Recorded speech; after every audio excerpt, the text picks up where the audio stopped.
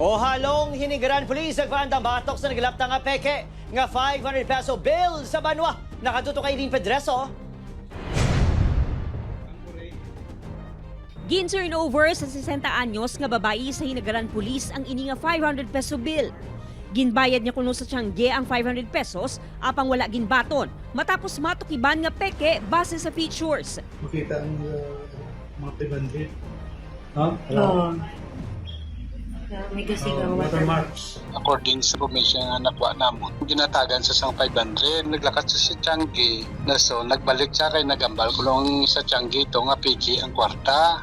Nagwa sa inisyal nga investigasyon sa kapulisan nga sa munisipyo naghalin ang kwarta.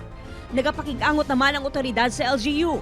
Ginaimbestigaran na sang Bangko Sentral ng Pilipinas Bacolod Branch ang paglapta sang peke nga kwarta sa lugar. Sa paglantaw sang video, natukiba nga ang nabaton sang tigulang nga kwarta wala sang watermark, security fiber, kag security thread.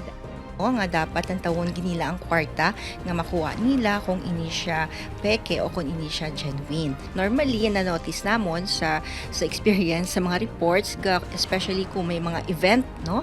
May sample, may mga kapistahan, ara na sa kayang tanan daw busy, damo ang kwarta. Agud hindi mabiktima, pahanumdom sang BSP. So we have that look and the tilt amuna balang ginasilang-silang naton because there are some features nga makita naton kung ining kwarta is genuine kung ginasilang-silang naton siya. So ginapatakilid, ginaamuna.